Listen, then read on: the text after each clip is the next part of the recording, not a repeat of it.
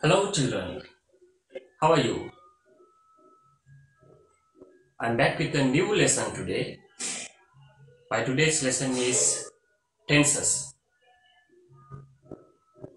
First of all, I think you all know what are the tenses.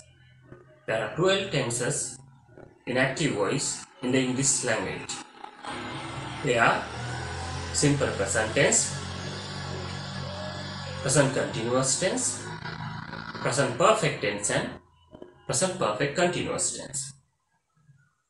In the past tense, past simple tense, past continuous tense, past perfect tense and past perfect continuous. In the future tense, future simple tense, future continuous tense, future perfect tense and future perfect continuous tense.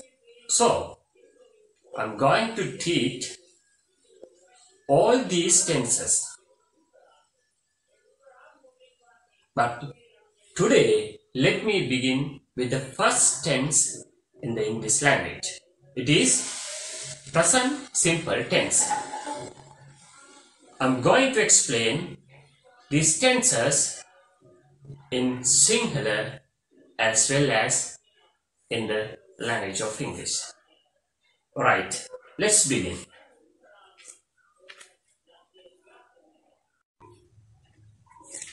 We know the present simple tense is used to express to general or universal truth.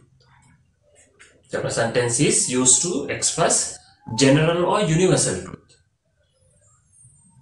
Secondly, the present tense is used to express habitual actions. මොකද්ද මේ කියන්නේ කියන එක අපි සිංහලෙන් පැහැදිලි කරගමු. present tense එක පාවිච්චි කරනවා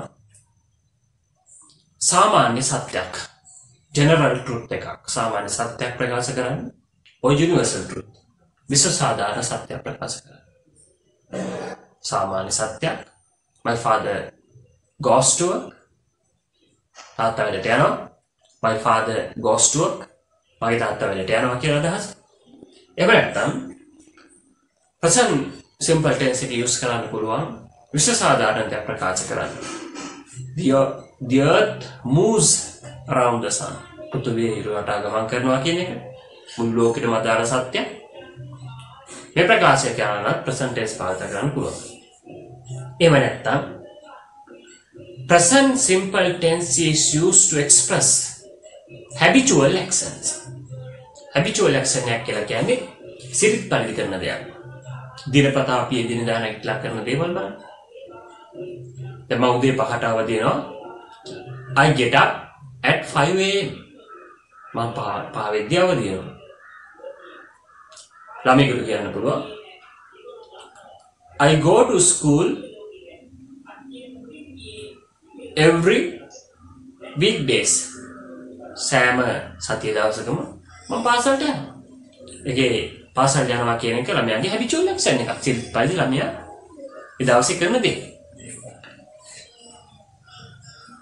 එහෙමනම් අපි බෝඩ් එක දිහා බලමු. බලන්න the present simple tense how to construct. මේ වාක්‍ය රටාව ගොඩනගන්නේ කොහොමද? The way of construction. වාක්‍ය නිර්මාණය කරන ආකාරය පැහැදිලි කරලා පෙන්නනවා. Firstly subject. Subject ගෙන් වාක්‍ය ආරම්භ කරන්න ඕනේ. Secondly we use verb in the present form. ඉතාම වැදගත් කාරණය verb එක තියෙන ආකාරය. ඉතාම වැදගත් වෙනවා. Thirdly complement. තුන්වෙනිව අපි complement එක ඌර්ණ පූර්ණයක් වාක්‍ය ඉදිරි කොටසක් ඇඳන්න පුළුවන් වාක්‍යෙට. හොඳයි බලමු. Subject කියලා කියන්නේ.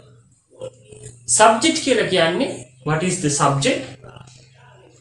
The subject is called the doer of the action. ක්‍රියාව කරන කෙනාට තමයි අපි subject කියලා කියන්නේ. ක්‍රියාව කරන කෙනා.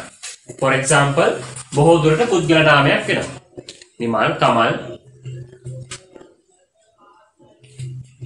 සමන්, අමල්, ගීතා, රංජනි මේ වගේ ඕනෑම පුද්ගල නාමයක් කර්තෘ පදයක් වශයෙන් ගන්න පුළුවන්, සබ්ජෙක්ට් වශයෙන් ගන්න පුළුවන්. එහෙම නැත්නම් අපිට pronoun සර්වනාම පදයක් පාවිච්චි කරන්න පුළුවන්. I, we, you, they, he, she, it වගේ පදයක් වාක්‍යයේ කර්තෘ වශයෙන් භාවිත කරන්න පුළුවන්. verb in the present එකේදී verb එක තියන්න ඕන. present එකේදී verb එක තිබිය යුතු ආකාරය ගැන අපි ඊගාට කතා කරමු.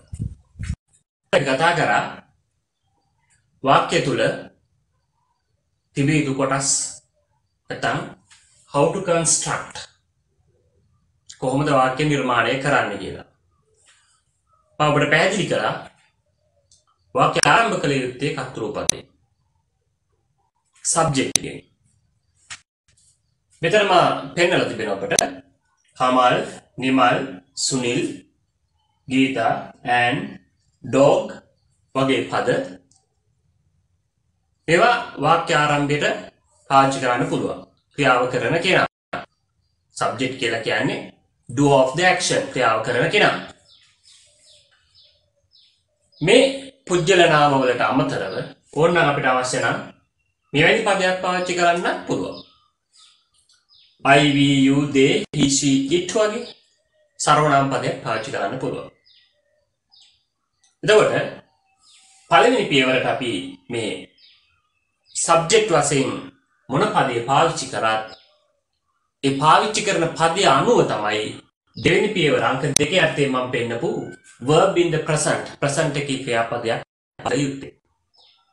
ඒ කියන්නේ subject ඒක වචන පදයක් වුණොත් ක්‍රියාපදේ ඒක වචන කරන්න ඕන. verb එක ඒක වචන විය යුතුයි. බහුවචන පදයක් වුණොත් verb එක තියන්න ඕන බහුවචන. If the subject is in present tense,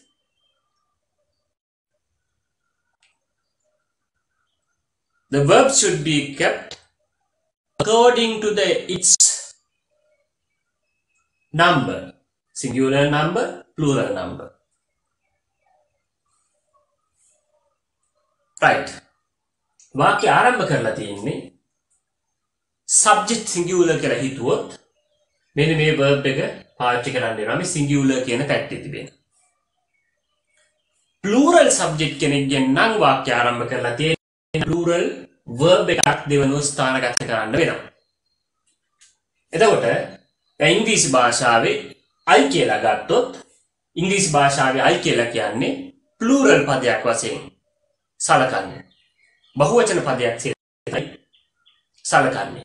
එහෙනම් අපිට I sings කියන්න බෑ. මම ගීත ගායනා කරනවා කියන්නේ එහෙම කියන්න බෑ. I බහුවචනෙන් තියෙන්නේ. එහෙනම් plural එකෙන් තියෙන sing පදයයි අපිට ගන්න වෙන්නේ. I sing මම ගීත ගායනා කරනවා. I go මම යනවා. I do මම කරනවා. I මේ පදේ නම් අපිට ගන්න බෑ. බාක් කියන්නේ බුරනවා කියන පදේ. බුරනවා කියන ක්‍රියාපදයට ඉංග්‍රීසියෙන් ලබාගන්නේ බාක් කියලා. ඉතින් මේ පදේ අපි I බාක් කියන්නේ නෑනේ. right. අපි හිතමු ඒක වචන පදයක් අපි ගන්නවා. he she it ඒක වචන පද මේ තුන.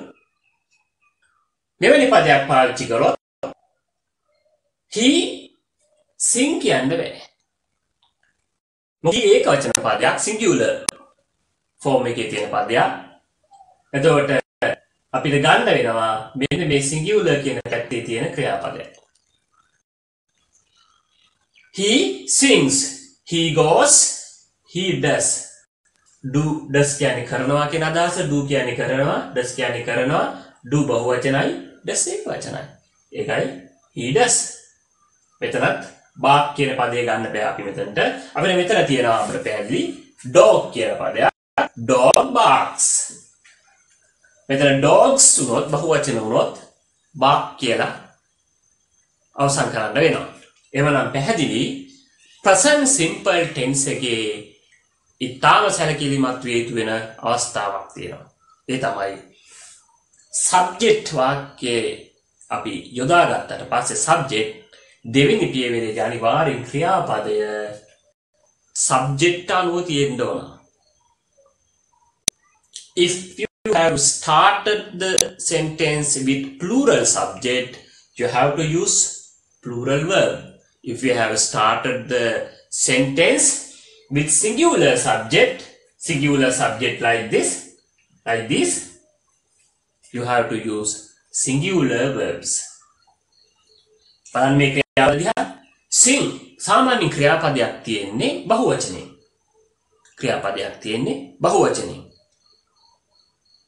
අපට අවශ්‍ය වෙනකොට ඒක වචන කරගන්න මේ අපි ඒක වචන කරගෙන තිබෙනවා. මම මේ පිළිබඳව නැවත වීඩියෝ එකක් කරන්න බලාපොරොත්තු වෙමින් ඉන්නවා.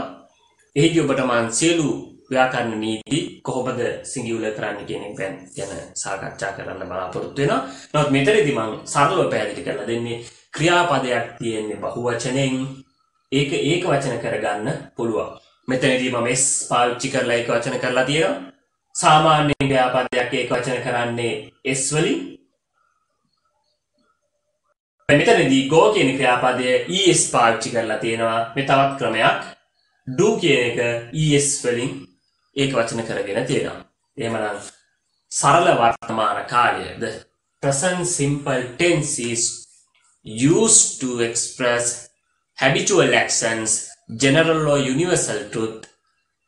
මේ පිළිබඳව අපි පැහැදිලි කිරීම මුලදී මම සඳහන් කරපු නිසා නැවත ඒ පිළිබඳව කියන්නේ. ඉතින් මෙවැනි වාක්‍ය නිර්මාණය කිරීමෙන් එවැනි වාක්‍ය නිර්මාණය කරනකොට මෙන්න මේ ක්‍රමවේද අනිවාර්යෙන් අනුගමනය කළ යුතු වෙනවා.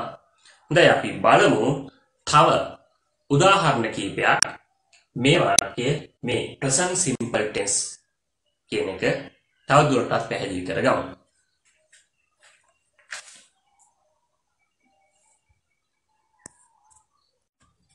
We drink tea. Bull breaks the fence. The beggar eats stale rice. Children play in the ground. She learns English. People stay at home these days. මේ උදාහරණ දිහා බලන්න අපි අවබෝධ කරගමු වාක්‍යයේ මේ කොටස ග්‍රැමර් පාර්ට් එක හරිද කියලා. we කියලා කියන්නේ බහුවචන පදයක්. අපි බහුවචන පදයක්. එහෙනම් subject we ක්‍රියාපදයේ බහුවචන වෙන්න ඕන. මෙන්න drink බහුවචන ක්‍රියාපදයක් පාවිච්චි කරලා තියෙනවා. We drink tea. අපි තේ බොනවා. Second one, bull breaks the fence. Bull කියන්නේ ගවයා. ගොරා කියන අදහස. ඒක වචන පදයක්. ඒ නිසා break කියවනම් වැරදි. Breaks the fence. Fence කියන්නේ වැට. Breaks the fence. Breaks කියන්නේ කඩනවා. Bull breaks the fence. Next one, the beggar. The beggar ඒක වචනයි. Subject the beggar කියලා ඇවිල්ලා තියෙන්නේ. ඒක වචන පදයක්. Eats කනවා කියන අදහසින් eats stale rice පිළුණු බත්. Children මෙන්න බහුවචන පදයක් තවත් බහුවචන පදයක්. play මෙතන s අකුර දැම්මොත් වැරදි. children බහුවචනයි. එහෙනම් බහුවචන ක්‍රියාපදයක් තියෙනවා. අපි children play කියලා අරන් තිනවා. play in the ground. She learns English. ඉංග්‍රීසි ඉගෙන ගන්නවා. She learns English. ඉංග්‍රීසි ඉගෙන ගන්නවා. she ඒක වචන පදයක් නිසා s අකුරක් සහිත s શબ્දයක් සහිත ක්‍රියාපදයක් භාවිත කරලා තියෙනවා. People stay at home. People මිනිස්සු stay at home these days මේ දවස්වල ගෙදරමයි ඉන්නේ due to the COVID-19 outbreak. Right. People බහුවචනයි. Stay බහුවචන verb එක. රැඳී සිටිනවා. People stay at home these days මේ දවස්වල මිනිස්සු ගෙවල්වලම රැඳී සිටිනවා. හොඳයි. මම හිතනවා අපිට clear idea එකක් ලැබෙන්නේ නැති present simple tense පිළිබඳව අපි බලමු තවදුරටත් කොහොමද මේ ග්‍රැමර් පාර්ට් එක ඔබට අවබෝධ වුණාද කියලා මම පැහැදිලි කරලා දුන්න ආකාරයට. එබැවින් මම වාක්‍ය කීපයක් ලියනවා. බලන්න කොහොමද ක්‍රියාපද එන්න ඕන කියලා. මම I කියලා පටන් ගන්නවා. I අපිට පුළුවන් ක්‍රියාපද දෙකක් ගන්න පාසල් ළමෙක් වශයෙන්. ක්‍රියාපද දෙකක් මම මෙතන සඳහන් කරනවා do සහ does. මේ දෙකෙන් කැමති එකක් යටින් ඔබට අන්ලයින් කරන්න පුළුවන්. homework.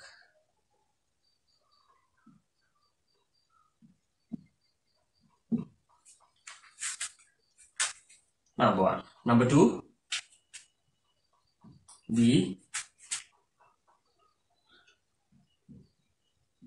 drinks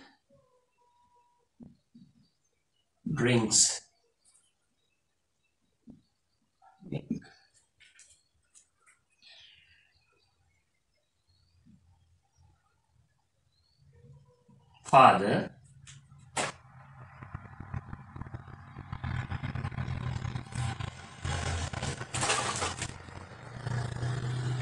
work.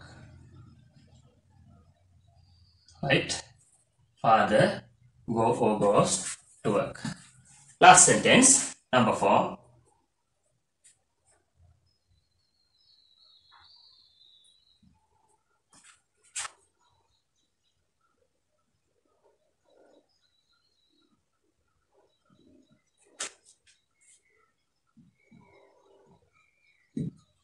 Right. මම හිතනවා ඔබ දැනටම පිළිතුරු කියන්න පුළුවන් තත්ත්වයක ඉන්නවා කියලා. අපි අවබෝධ කරගන්න කොහොමද වෙන්න ඕනේ කියලා. I do orders. Homework. I බහුවචනයි. එහෙනම් මෙතනින් බහුවචන පදය යොදාගත්තොත් වාක්‍යෙ නිවැරදි වෙනවා. I do homework. Second one, we drinks milk. We තියෙන්නේ singular or plural. We තියෙන්නේ singular form එකේද plural form එකේද? We කියන්නේ plural form එකෙන් තියෙන්නේ. එහෙනම් drink කියලා ගන්න වෙන්නේ drinks කියන්න බෑ. Third one, father goes to work. තාත්තට යනවා. Go කියලා පාවිච්චි කරන්නේ goesද? Father singular. එහෙනම් goes වේ යුතුයි singular තමයි කියලා දෙන්නේ. Goes to work. Mother cook rice. සමවත් වෙනවා. Mother singular form එකේදී නේ නම් පාවිච්චි කරන්න ඕනේ cooks rice. Right. That's it for the day. අද මේ පාඩමින් මම මෙතනින් අවසන් කරනවා මේ කොටස. මම ඉදිරියට බලාපොරොත්තු වෙනවා simple present tense එකේ questions නිර්මාණය කරන ආකාරය පිළිබඳව පුංචි වීඩියෝ එකක් කරන්න.